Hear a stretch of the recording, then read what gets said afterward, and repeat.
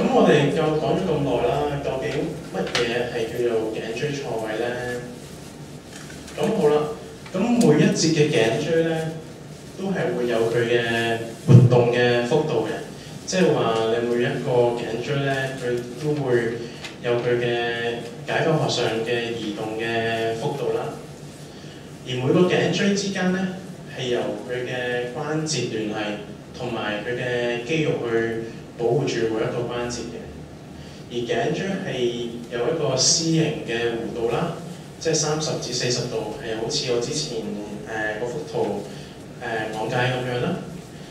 咁頸椎錯位咧，其實即係指你個頸椎個位置唔係太正確，咁而引致到咧你個頸椎個活動就受到阻礙。咁樣咧，咁有啲咩影響到啊？可以會有個症狀就係譬如頸痛啊嗰啲症狀啦。如果係上頸椎錯位嘅，可能會引致到影響到個平衡系統受到干擾啦。咁呢幅圖咧就顯示到咧左邊嗰幅圖就顯示到一般正常人嘅頸椎位置。咁正常嚟講咧，由後邊望去前邊就成條頸椎係直啦。咁呢個咧，右邊個呢一幅圖咧就顯示到第一節嘅頸椎係有少少錯位喎。咁引致到咧個頭咧就個擺嘅位置咧都會去偏埋咗一邊。咁呢個好明顯係左邊嘅頸椎錯位啦，第一節。咁如果久而久之，咁大家應該記得每個頸椎係有一個 C 型嘅弧度嘅。咁你頸係有重量，如果冇咗一個 C 呢個嘅弧度啊，30至到40度啊，咁你個頸嘅重量就唔可以平均咁分散落去你頸椎度。咁久而久之咧，你嗰啲頸椎咧，呢度咧可能會受到個磨損啦。如果老啲嘅咧，即係久而久之就會可能變做退化嘅現象啦。或者同埋依邊嘅肌肉咧都會扯得好傷嘅，都會引致到肌肉勞損咁嘅現象嘅。咁就視乎你本身個人嘅體格強唔強壯啦。如果你啲肌肉係強壯嘅，都可以話頂到一陣咁樣嘅。咁呢幅圖咧就都比較清楚話俾大家聽，究竟頸椎錯位點影響到個平衡機制嘅傳遞嘅信息啦。咁呢個係正常嘅。咁啲信息係有上有落啦。落嘅時候就係大腦分析完啲平衡信息之後，就俾翻手腳啊，話睇下佢點樣去安排。即係譬如你行路，你雖然係一種不自覺嘅活動，但係咧咁都要係大腦傳遞個信息俾你，你先可以活動得協調嘅。咁如果頸椎有少少錯位，就個位置唔係咁正確，咁佢就有機會咧就影響到嗰個神經線傳遞平衡信息嗰個嘅路線啊，而最後就會引致到個平衡就不協調，平衡就失去咗個平衡。咁究竟頸椎嘅錯位嘅成因係啲乜嘢咧？咁我就想問大家，咁喺呢4幅圖裏邊，大家有冇即係曾經經歷過咁嘅姿勢啊，或者勞氣啊，或者係即係做運動嗰陣時就受過一啲創傷咁樣嘅？咁就不如逐個解釋俾大家聽啦。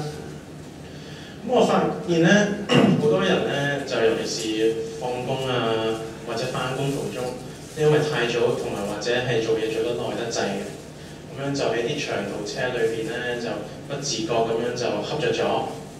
咁就通常咧都係挨落啲窗門度啊，或者係挨落去個扶手柄嗰度嘅。咁如果你係長期咁挨住落去個一邊度嘅，咁你嗰邊嘅頸椎係長期受到個壓力咯。咁嘅話，咁你另外一邊嘅肌肉係長期受到拉扯咯。咁你咁樣如果係不斷咁做，不斷累積翻嚟嘅話，最後你個肌肉咧會有啲係肌肉屬於肌肉不平衡或者肌肉勞損嘅，而引致到個錯位頸椎錯位嘅機會咧都會大大咁增加。同埋有陣時可能睇電視睇得耐得滯啊，不自覺喺嗰張梳化度瞓着咗、瞌着咗啊，咁呢啲都係唔係咁正確嘅坐姿姿勢，而呢啲嘅姿勢咧都會引致到頸椎錯位嘅。咁第二啦，大家有冇即係呢個公仔係誇張咗啲嘅？咁即係有冇試過突然之間好激氣啊？而激完氣之後咧，就會覺得好似有啲冤冤地嘅感覺。因為點解咧？激氣點解同頸椎錯位有關咧？咁當然唔係個個人激完氣之後就會暈暈地啦。咁當然，咁但係激氣咧，因為係你同一嬲嗰陣時咧，你啲肌肉係會緊張晒，而緊張晒嘅時候咧，你個頸椎喐動個幅度咧就會受到即係受限制。咁所以有陣時你都會覺得咧，點解條頸會有啲唔係咁舒服咧？激完氣之後，咁就係呢個關係咯，可以係。第三就係大家睇書啊，或者打電腦啊，或者甚至而家科技幾昌明啊，就不斷用緊iPad 啊，或者係智能手機啊，個頭都係不自覺咁樣向下烏低嘅。咁烏低咁又有啲咩影響咧？就都係講翻啦，嗰個弧度啦。一個人嘅頸椎係有佢嘅弧度啦。如果你不斷係向前伸嘅，個頸向前耷低嘅，咁你個頸椎咧個弧度咧就會減少啦。咁減少咧就會引致到嗰啲關節咧就可能會有啲磨損啊，同埋你會扯，即係令到依紮肌肉咧背脊依紮肌肉咧就過分緊張，即係成日拉緊佢啊嘛，咁咪會引致到上背痛啊，甚至係頸痛咯。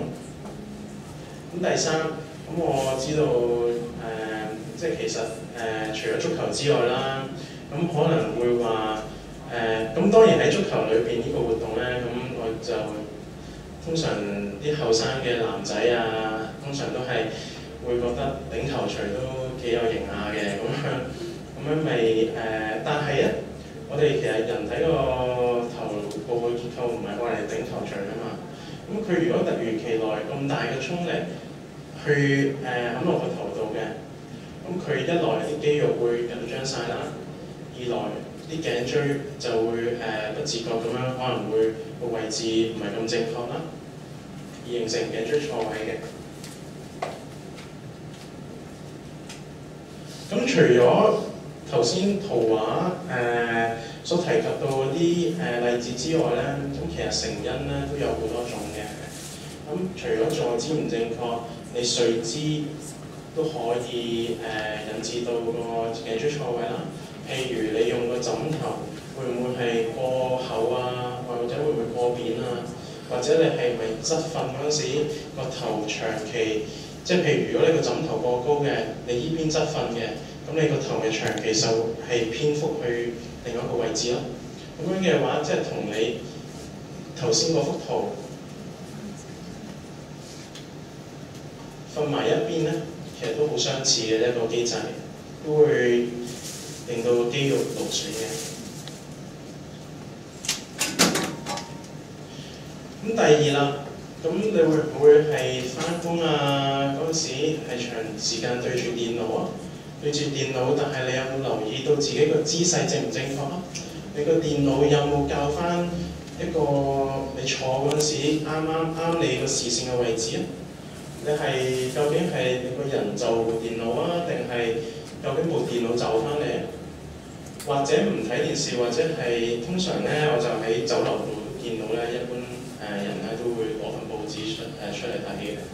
咁睇下咧，都係越睇越下嘅啫，唔會話貿然咁攞翻高咁樣去平衡翻自己個頸椎去睇嘅。